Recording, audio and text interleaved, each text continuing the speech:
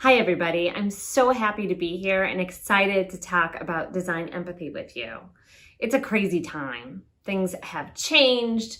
We need a new pathway forward. So I want to talk to you about design and how we can have different conversations with our clients and help building a new way forward. So I'm going to start with one of my very favorite quotes. And it goes like this: good design is a Renaissance attitude that combines technology, cognitive science, human need, and beauty to produce something that the world didn't know it was missing. So this is an amazing quote that I think really talks about what really good design is. It's not just form follows function. It is all these things that you have to think about. You have to think about how people are going to behave. You need to think about how technology is integrated. You need to think about the basic human needs. And of course, everybody wants it to be beautiful. So let's talk about how that relates to what's going on today. Something that I've been talking about for a very long time is this term called design empathy. And it started with my work with designing environments for children with autism. My son was diagnosed with autism at age 3, and we had such a hard time with him. He was super violent. We were told we should probably place him out of the home, and I couldn't understand how he couldn't relate to me as his mother, anyone else, or even his surroundings. And then I started understanding how he was interpreting the built environment, his visual environment, very differently than I thought I was interpreting mine. And so that design empathy really helped me understand how to create the best environments where we can take away those barriers and people can actually succeed. So when I talk about design empathy, we start with sensory integration. Sensory integration is all about the things that we're perceiving and how we combine them together to create an experience. What's different with people that have sensory integration processing disorders is that the things that we might enjoy, bright colors, a certain tone of music, might be really horrible for them. So people have different spectrums of abilities of how they can process sensory input. So that's important to understand. And then obviously there's just basic human empathy. It's trying to really be in someone else's shoes and understand what they're going through. You have to have a really good understanding of human behavior, what is causing someone to behave in a certain way. And then of course, the foundation of the design principles.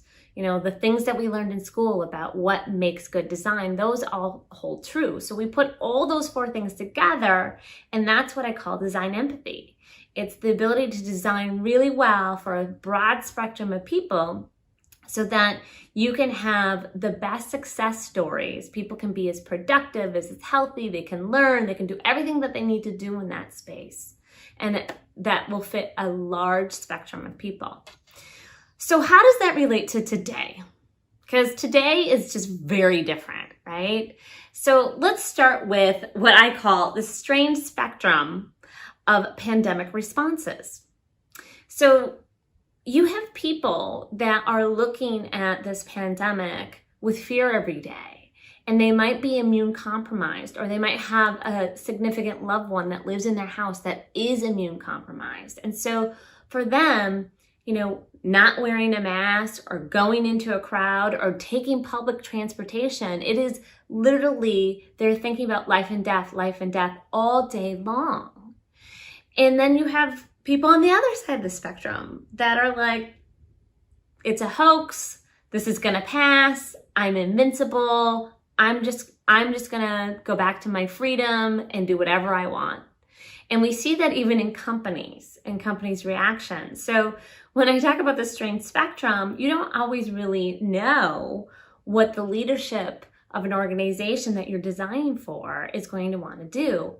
And the leaders might have one viewpoint and their employees might have a different one. So, we're talking about all these schools right now and the debate of whether to go back or do a hybrid model or what they should do. And you're seeing some pretty strong responses for when they are saying, yes, they're going to go back, that the teachers, the workers, the the people that are going to be in the schools that they're afraid for their lives. So we have to account that there's this huge spectrum and not everyone is going to respond the same way. If we look at some of the data, this is a recent poll from CBS, just looking at how people view US deaths from the coronavirus, there is a huge gap. And we're not just talking about politics here. This is some of it is just fundamental beliefs that, some people are thinking it's much higher than reported. Some people are saying it's much fewer than reported. There's huge disparities. It's not like 89% of Americans think this. No, we're like worlds apart on a lot of these philosophies of what safety looks like in the new era. So the thing that I keep thinking about is what is the historical trauma that's going to affect design going forward? So you've probably heard of that term historical trauma in the past. And, this is a traumatic event, no matter how you want to look at it. And the next time you think about going to a live conference, or the next time you think about going to a concert, or the next time you think about even going into work, are you going to have a lot of anxiety in making that decision? And then how is that impacting design? If designers' roles are to get people to come to a place and to have an experience that's not in their home, how do we need to make it so much better that they're willing to get over this historical trauma or even some of their anxiety and the feelings that they have wrapped up around this event, so going forward that they can actually enjoy these experiences? So the thing that I'm really trying to study is what is this experience hesitancy that we might have? We know from surveying designers that only a quarter of designers feel comfortable attending a trade show in the near future. So like NeoCon is not going to be successful if only a quarter of the people are going to show up. So we need to really think about, okay, what do we need to deliver in person that would be a better experience than virtual? And how can we make that experience feel better and be safer? And that could be going into a store. It could be going into work. It could be going into a clinic. It could be meeting a lawyer in a law office. There's a million things that we can apply this to, but what's going to be worth me actually going to that environment, that built environment versus the virtual environment? So this is the design question. How do we design such an incredible, user-centric, multi-sensory experience? It will outweigh the virtual experience.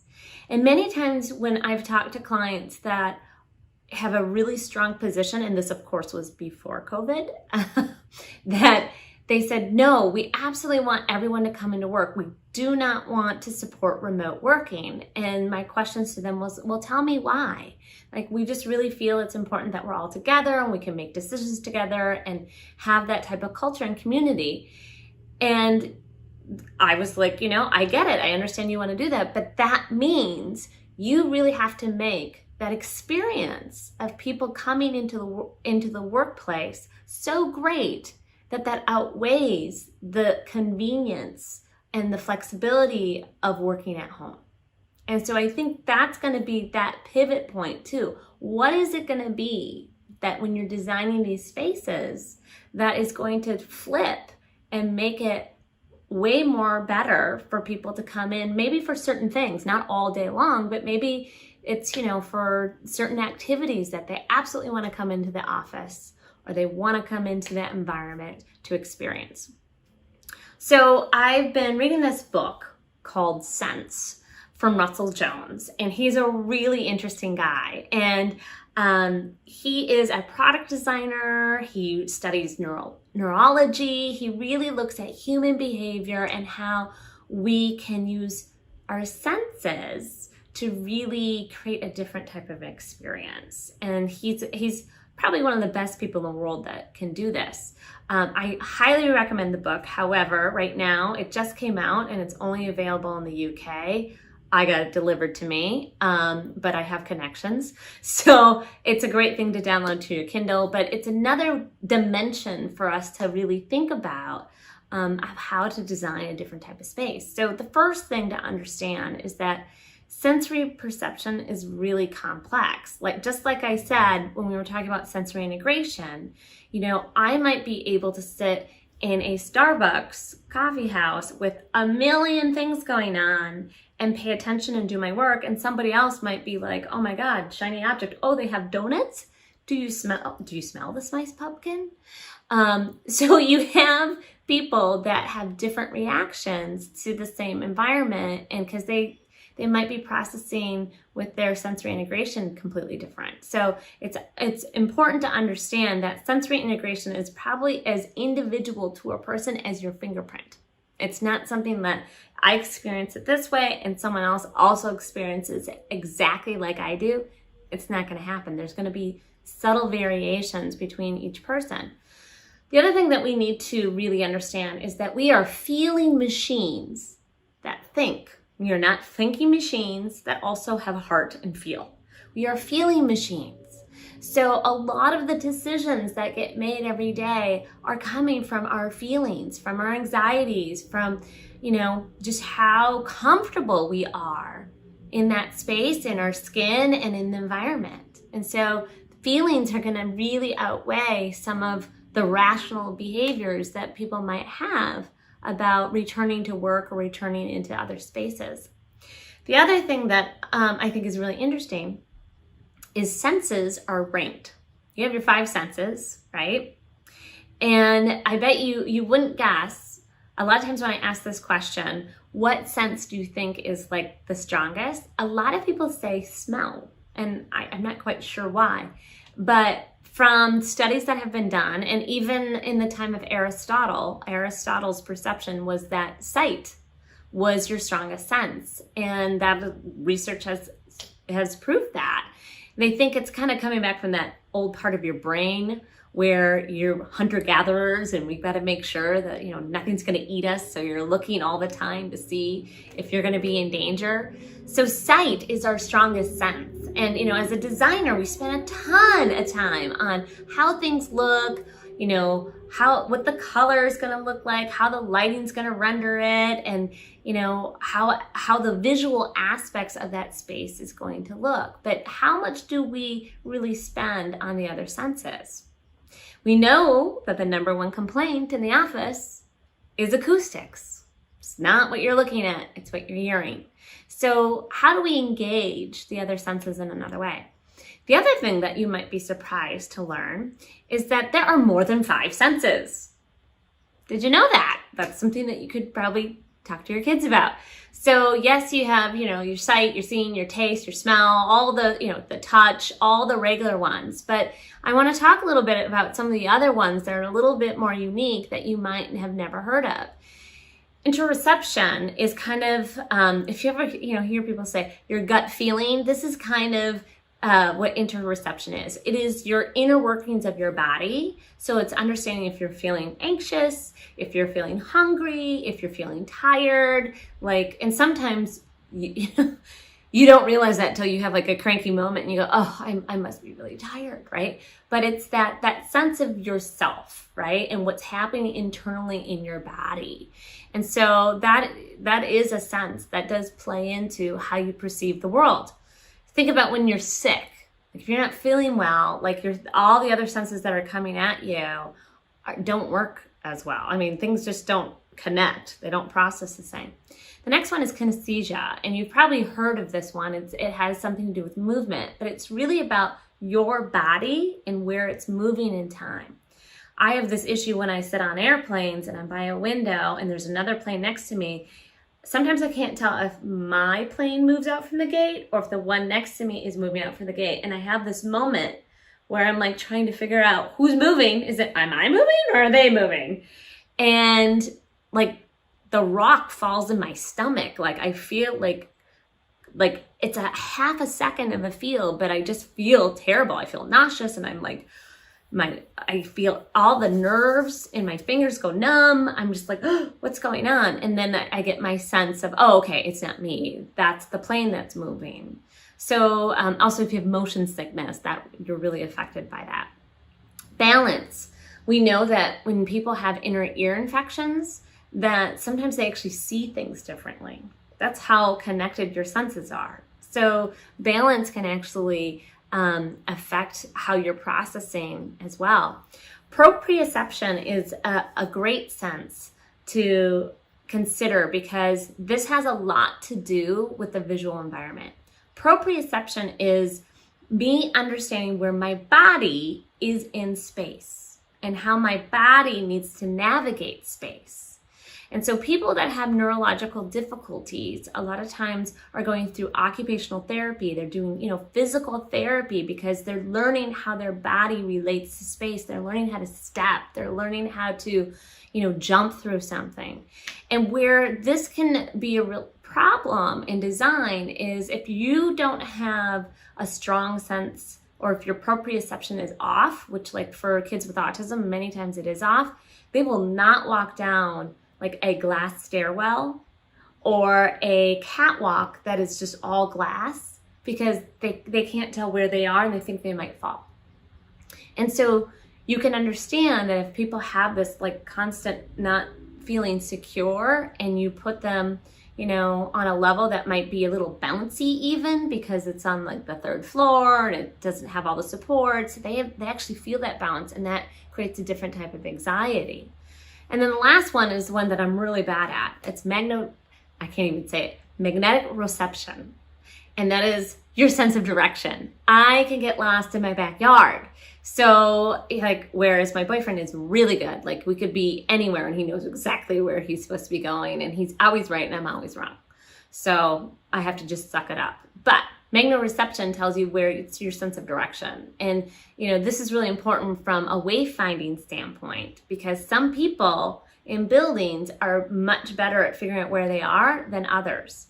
One of the biggest problems in space planning is when you have layouts or visual reminders that are exactly symmetrical because you don't know what end you are supposed to be at. So when things are exactly symmetrical, that's actually a problem for wayfinding. And how many buildings do we work on that the floor plan is exactly symmetrical? Like almost all of them.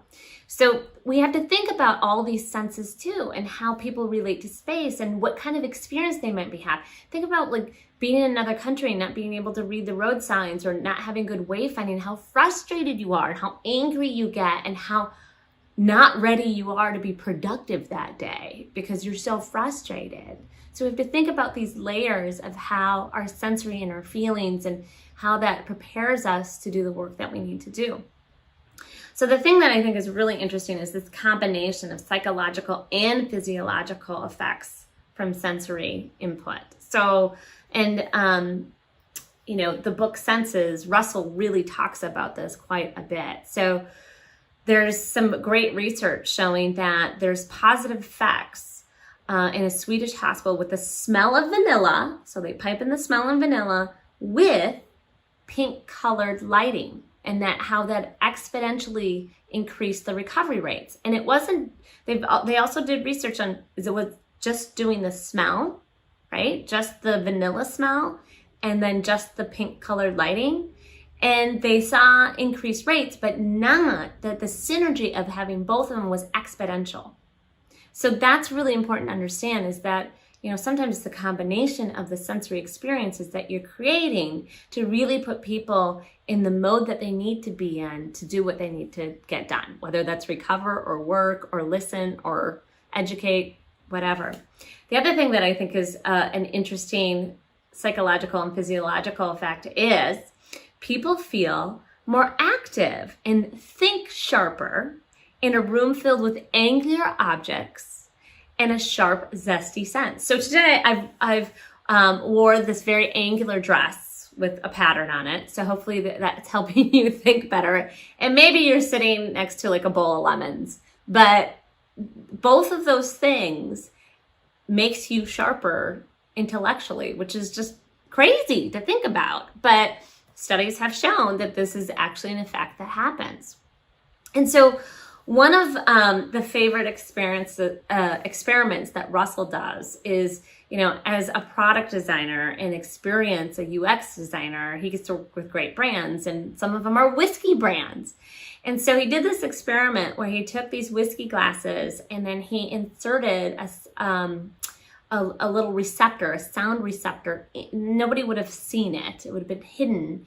But then he put different tones, different pitches, and they were high enough and tones enough that you wouldn't have known. Like if you were in a completely silent room and you were listening to the glass, you might have been able to hear it, but there was a lot going on. So it was more of the subconscious listening of it. And he put whiskey in all the glasses, and they did this tasting, and it was remarkable, the responses that they were getting. Someone would start with one and say, oh, this one's very oaky, and it's, I really like this. Oh, this one's way sweeter. And wow, this one's terrible. It tastes like turpentine. Who would drink this? And then they get to the fourth one, like, oh, this is amazing. This is like the best whiskey I've ever tasted in my life. Little did they know, it was all the same whiskey from the exact same bottle. The difference was the sensory input from the pitch and the noise coupled with the whiskey. And that's what I think is really interesting. So from a design standpoint, I call this neurotrickery. Like, how do we trick your brain to make sure that you feel like you're safe, or you feel like you're active, or ready to learn, or wanting to be productive versus sluggish or negative or just not in a bad place. So if you're looking at the screen, I hope to God you don't have epilepsy. Please don't look at it if you do. This is not a motion graphic. This is a static image that you're seeing on the screen, but yet you're seeing it move. I would say probably the majority of you are seeing it vibrate, right? And that is really your eyes and your brain like trying and kind of fighting each other. But that I call that neurotrickery. I made that up. But think about how we can use that to our benefit in a space, right? And so this is what I think a lot of the room for opportunity is for all of us as designers. Subtle sensory cues can create a completely different experience for a user. So think about that. You're going to have people going back into work, and everything's going to be bleached out, and you're going to smell chemicals, and it's going to be a different experience. And then, some of that we can control, some of it we can't control. But when we get to the part where we can control, how can we create a better environment and give simple sensory cues? WELL does this fantastically. If you've looked at the WELL certification process and if you understand WELL buildings, they really focus on a lot of the sensory input that's coming in for a worker and the ability to control that as well. Because not everyone likes the same amount of light or heat or other stimuli. So, but how can we bring in simple sensory cues that maybe make us work faster or more productive or give us energy or help us be more creative, right?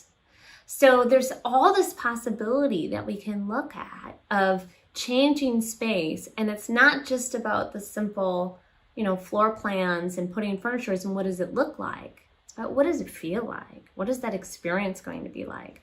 And honestly, we're just at the tip of the iceberg of understanding how design can be affected by sensory processing. We're just at the tip. But I think it's very aware that our world is in a mental health crisis, right? And it's not just about building a place for people to come together. It's about building a place that people can feel safe, they can feel secure, they can feel at rest, at ease, right? Because it's that, Maslow's hierarchy of needs, that triangle that we all learned in design school. The very bottom is safety and health and security. And you're never going to get to the top, which is that self-actualization, which is where you get creativity, innovation, problem solving, all those things that are critical in a business environment, in a community environment that we need, that brain power to be agile, to be willing to change, and we're going to change a lot. We've changed a lot this year. We're going to continue to have to change. And so how can you best prepare people and get them into that state that they are really going to be the best that they can be. And so I want to leave you with a quote that I say all the time. And that is, design cannot thrive in an echo chamber. And what do I mean by that? Well, a lot of times, we have, a design firm that calls activity-based planning something. And then a manufacturer calls it this, something else, but it's the same thing. And then another entity calls it something else. Again, it's the same concept. It's just been kind of, remasked and put new lipstick on it. To me, for us to really understand design better and what the new solutions are, we got to go outside of the design industry. And so I spend a lot of time talking to people that have nothing to do with our industry, but have something to do with creativity, innovation, and design somewhere else. And I think more than ever, we need to continue to do that. We need to look at solutions, not just within our industry, but within other industries, and understand where we can make some progress. And it's not just about thriving. It's change can also drive that thrive, because change is the thing that we can't control, right? We have made more digital transformations in the last 6 weeks than we would have in 5 years because of coronavirus. So this digital transformation is like more people are using online tools and communicating through online. We kind of have to, but we've made leaps and bounds in some of that digital transformation because we've had to change. And so that has really built a thriving opportunity from a digital standpoint. So how do we build that thriving opportunity back into the built environment, in the spaces that we all are dying to go see and be in and be together with? So I hope this gave you some food for thought. And I have some books out there called Interior Design for Autism and by Wiley. And I have several articles that are also published. You can easily find them. But so happy to be here today. And I know we'll have some questions in a few minutes, but thank you for your time.